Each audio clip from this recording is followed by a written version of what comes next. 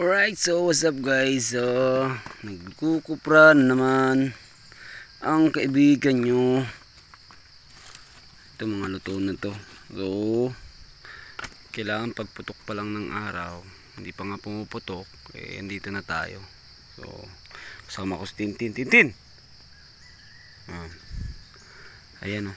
So, sinisiparate ko yung hilaw. May mga hilaw pa rito. Hindi pa pwede yan. Maraming hilaw. So ito mga luto na to. Yan, maluto na yan.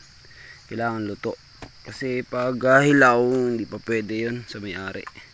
Sa ibang mga magbibenta, pwede na. So yan, natitingkalin. Yan, luto na yan. Dapat yan ito yung mga luto dito. Ayun ito. Yung parang diretso benta. Diretso na. Counting ko na lang kasi yan. Yan. So, and kailangan maayos yung luto. Kasi pag hindi maayos yung luto guys, babawasan kami. Yun ang problema eh. So, pag hindi ganong luto yung kopra, babawasan. So, minsan binabawas 15 to 20, minsan nga 30 nga lang. 30 yung binabawas eh. Sobrang laki nun. So, ita-times mo sa kilo. So sabihin natin per kilo. Ngayon kasi mataas, medyo mataas yung ano, medyo mataas yung kilo ng kopra. Nasa 28 to 30. Yan, minsan yung iba 32 pa. So dati kasi 14, 13 and a half, 13 and media, 14 lang yung kilo. So medyo ngayon tumaas. Ang problema nga lang, yung pinakang natin, nyog kokonti, hindi ganun karami. So kaya yung mga buo malalaki talaga. Ayan o, malalaki. Ayan. Yung normal kasing laki talaga, ganito lang. Ganyan lang kalaki. So ngayon, sobrang lalaki. Ayan o, laki o. Ang laki ng buo. Kaso nga lang, ang laman niya, 2, 3.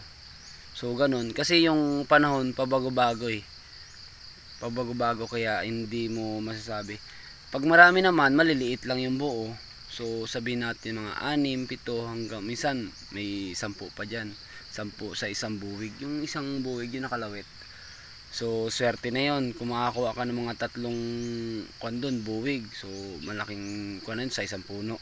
So ngayon may ilan lang, 3, 2. Depende.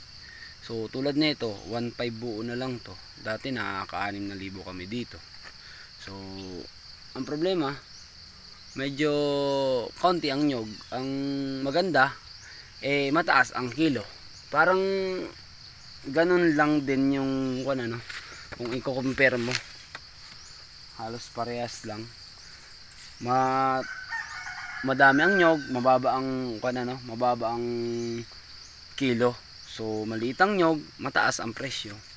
At saka medyo tumaas ngayon gawa ng sa mga parting Visayas nagbagyo, kaya konti yung supply. So puro Luzon lang halos yung kopra dito dinadala sa may Lucena, sa diyan kasi yung pinakang export, diyan dinadala yung mga kopra. So maraming company diyan na bumibili ng kopra. So kailangan maganda yung luto, kailangan maayos, luto talaga siya. Hindi pwedeng sunog, hindi pwedeng hilaw, kailangan katamtaman So maganda yung luto.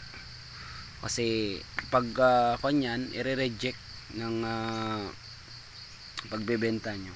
So yun lang guys, ito yung buhay kopra. Ayan malapit na rin kami matapos. Kasi yung process na to ay duduklatin, isasako, then didikdikin, ayan yung sako, itatali at ibabiyahe na. So medyo malayo lang yung pagdadala namin.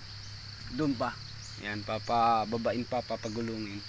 Kaya kailangan hilahin ng kalabaw kasi pag bubuhatin mo medyo mabigat, mga 60 kilos yung laman nito Yan 55 to 60, sakto na yon. Minsan sumusobra, mga 63, 65, medyo mabigat na talaga yon. So yun.